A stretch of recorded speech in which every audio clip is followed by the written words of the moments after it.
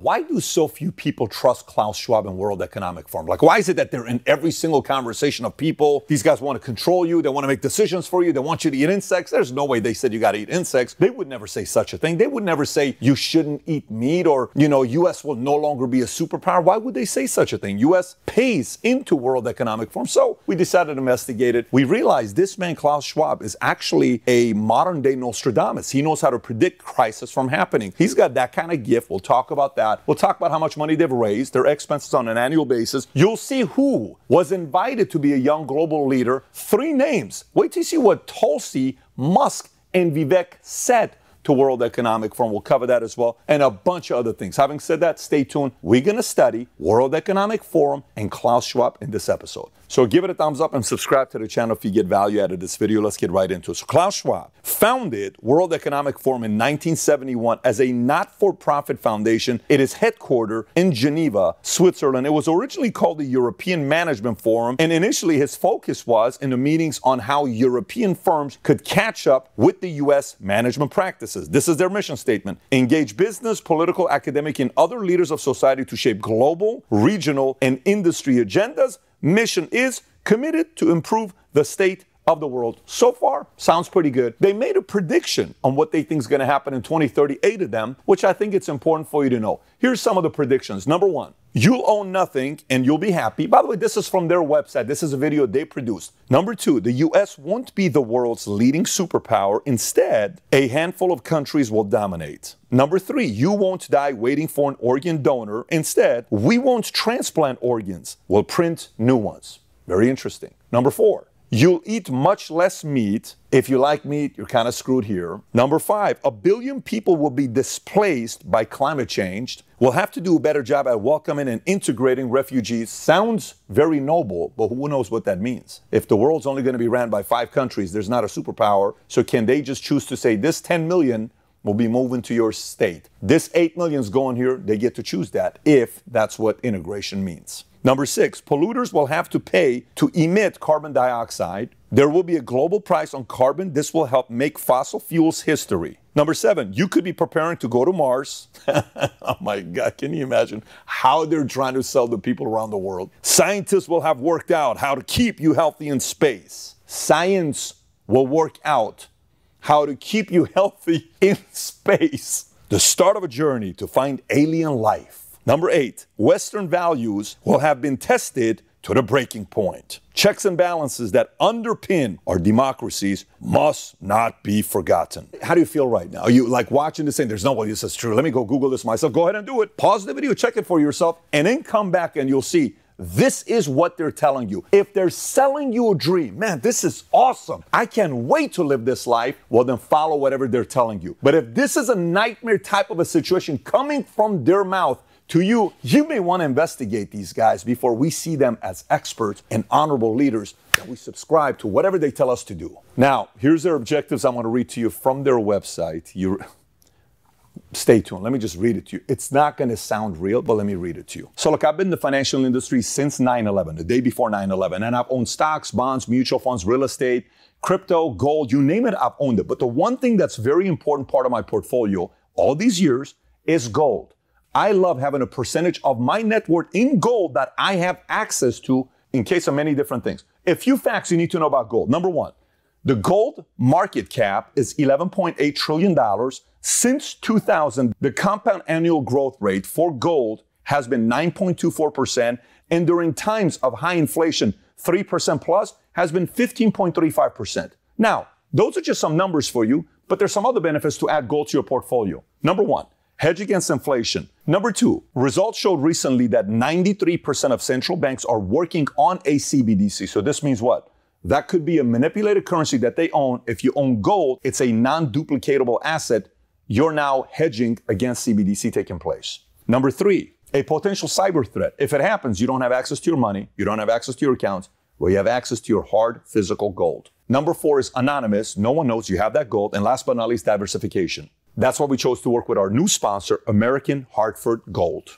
If you have retirement funds that you cannot afford to lose, American Hartford Gold will ship physical gold or silver directly to your door. Also, if you have retirement funds that you can't afford to lose, now is the time to call American Hartford Gold a precious metal dealer you can trust. They have the finest products, amazing customer service, and a buyback commitment. They've earned a 5-star rating from thousands of reviews and an A+ from the Better Business Bureau. Tell them I sent you and they'll send you up to $5,000 worth of free silver on your first order. So click on the link in the description or call 866-939-6984. Again, 866-939-6984. Globalism, net zero, reimagining capitalism. This is being said by people who have never ran a business before. Klaus Schwab is not a businessman. He pays himself $1 million a year, but he's not a businessman. He's hurting small businesses like you and I who run businesses. He's not a fan of you. He wants to control you because he thinks he knows what's best for you. Slowing population growth. They're not saying depopulation. It's more like saying slowing population growth. It's a little bit more gentle. And Yuval Harari, who is their number 2 guy at World Economic Forum, said the following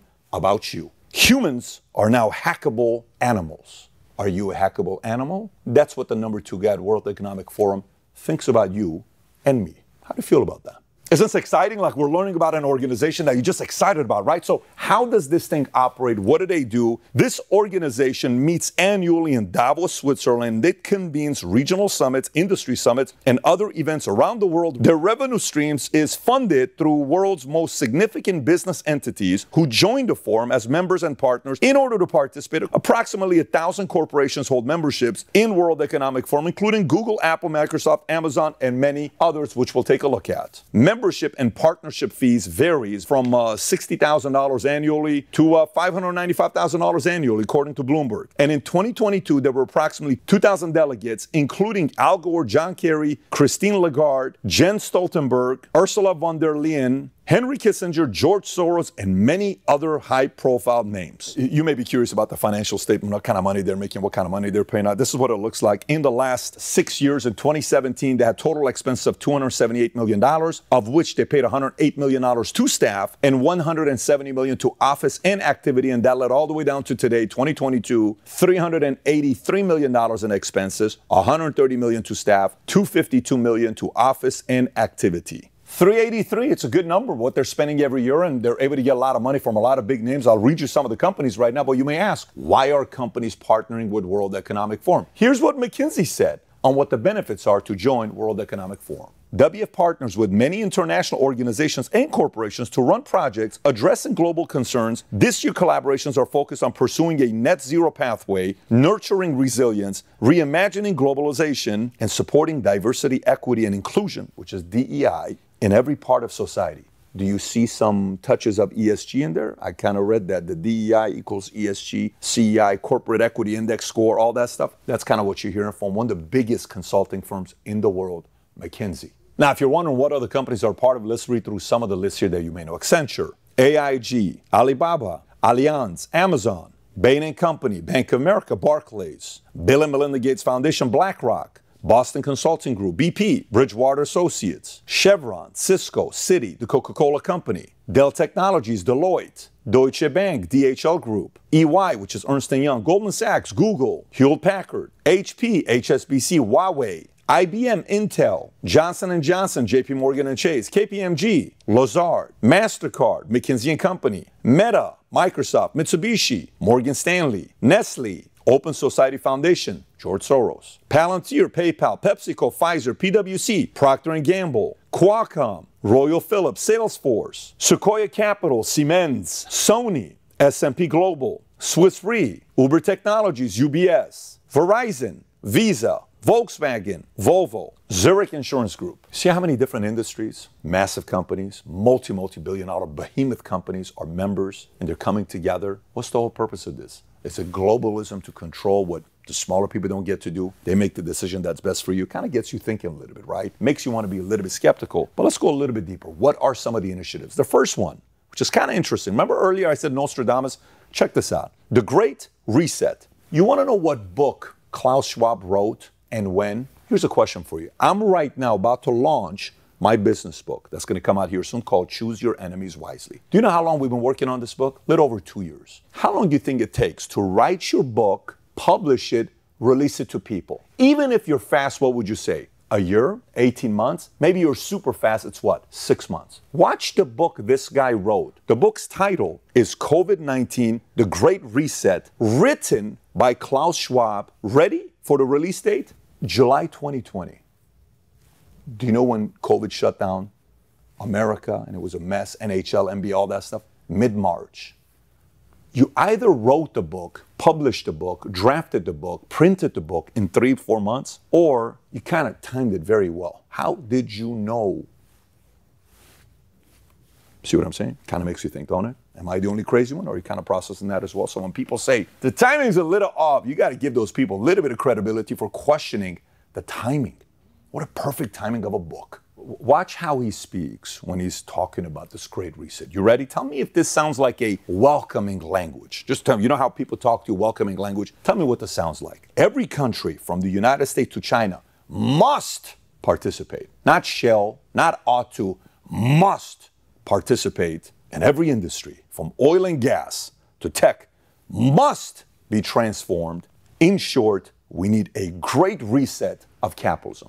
Who are you to know what we need from a man who's never ran a business before? All you do is raise money, getting Europe to compete against US because US was your enemy. Somehow you fooled US to come and join WEF. Now we must do what you want us to do. Since when does the world run this way? But wait for this. Famous line. You'll own nothing and be happy. Do you own anything? Are you happy? Do you live in a house you own? Is this your phone? Are you wearing the clothes you own? Do you like owning stuff that's yours, that you worked hard for? Well, according to him, you ain't gonna own none of that stuff, but you're still gonna be very happy. Number 2 is another book that he wrote. He called it The Fourth Industrial Revolution. In this book, he describes the convergence of digital, biological, and physical innovations. It encompasses advances such as artificial intelligence, robotics, the Internet of Things, autonomous vehicles, predictive healthcare, and digital identities, focused on societal implications of these rapid technological changes. And the 4 revolutions he talks about is the first one is 1784, steam, water, mechanical production equipment, 1870 is the second one, division of labor, electricity, and mass production, 1969, electronics, IT, automated production, and cyber physical systems. And the third one, stakeholder capitalism, which is one of his favorites, by the way. Stakeholder capitalism is a system which corporations are oriented to serve the interests of all their stakeholders. Sounds noble, okay? Among the key stakeholders are customers, suppliers, employees, shareholders, and local communities. Again, sounds noble if it's by choice, not by force. Under this system, a company's purpose is to create long-term value and not to maximize profits and enhance shareholder value at the cost of other stakeholders. This is how companies go out of business. And last but not least, World Economic Forum has been a proponent of this model, emphasizing a move away from the short-term shareholder value to long-term sustainable growth and responsibility. Once again, if he knew how to do this, why didn't you start your own company and do this yourself? Why force others to do something that you've never done before? You've never started a company. These are valid questions to ask, which I would love to meet Klaus Schwab and do an interview with him to ask these respectful questions that many others have for someone like Klaus. And number 4 is Young Global Leaders Program, which he launched in 2004. It seeks to identify and nurture the next generation of leaders, recognizes individuals under 40 for their professional accomplishments, commitment to society, and potential to contribute to shaping the future. 1,400 members, alumni of 120 nationalities, includes civic and business innovators, entrepreneurs, technology pioneers, educators, activists, artists, journalists, and many more. This list includes, and I'm going to read some more names for you. Are you ready? Putin's one, Trudeau's another one, Merkel, Macron, Newsom, Yarden, and many others. And by the way, they divided by different industries. Let me read you some other names that you may know. Pete Buttigieg, Chelsea Clinton. I know her husband is a friend, okay, a friendly podcast guest we've had before. Nikki Haley, Adam Kinzinger, Jonathan Soros, son of George Soros, Lawrence Summers, Paul Krugman. In the media space, Fareed Zakaria, Anderson Cooper, Sanjay Gupta, Andrew Ross Sorkin, Thomas Friedman, George Stephanopoulos, Lachlan Murdoch, Maria Bartiromo. Now here's for technology and social media. Bill Gates, Steve Ballmer, Bezos, Sergey Brin and Larry Page, Eric Schmidt, Peter Thiel, Mark Zuckerberg, Sheryl Sandberg. From Great Britain, Tony Blair, Niall Ferguson, Charles Allen. Remember how I told you Tulsi, Musk, and Vivek? All 3 were nominated, but they said, not interested. We're okay. You don't need to recognize us. Thank you, but thank you. So again, you pick and choose. You may be watching the same. I want to get nominated for this. Great, you can go get nominated for this guy. But you may say, I don't really want to get nominated. Well, here's what some people who said good things about him said, and here's what some people said bad things about World Economic Forum. Let me read both of them to you. Number one, Al Gore, boiling the oceans, creating these atmospheric rivers and the rain bombs and sucking the moisture out of the land and creating the droughts and melting the ice and raising the sea level and causing these waves of climate refugees. It's kind of like, is that an encouraging message? If you listen to this, you almost want to go to space to leave Earth. Don't just like, end of the world here. And that's positive to say good things about World Economic Forum. But let me give you some of the other side. Here's what Ron DeSantis said. The elites in the Davos World Economic Forum want to run everything and turn everybody else on the planet into a serf or peasant. Tucker said the World Economic Forum seems to exist to destroy national economies. Musk rips World Economic Forum, unelected world government. And I'll read this one to you for somebody from the Labour Party, Swiss Labour Party, liberal, left, progressive, like an Antifa of Swiss. Here's what Alexander Anlin had to say about this. The main yearly meeting of CEOs of transnational corporations and bourgeoisie politicians from leading capitalist countries who discuss without any democratic legitimacy nor any control from the people questions that concern everyone. The countries of the global south have nothing to say about decisions that will harm them. This kind of forum shows the fundamentally anti-democratic, oligarchic nature of our system. The protection of the environment is also a major discussion in the World Economic Forum. However,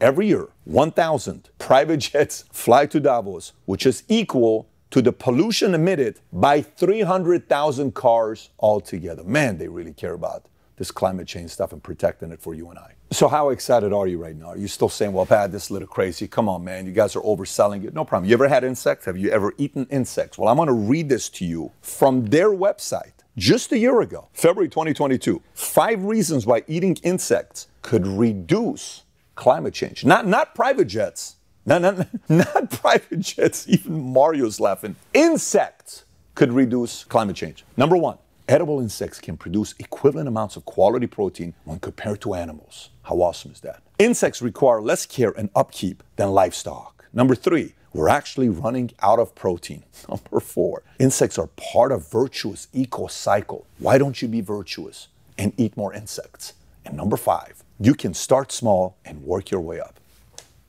It's just, why would you not want to eat insects? Isn't this noble? Doesn't it get you emotional thinking about how much they care about us? Who cares about you as much as they do? Who else makes you eat insects to live a healthier life? Eco. Who else makes you do that? Noble people at World Economic Forum.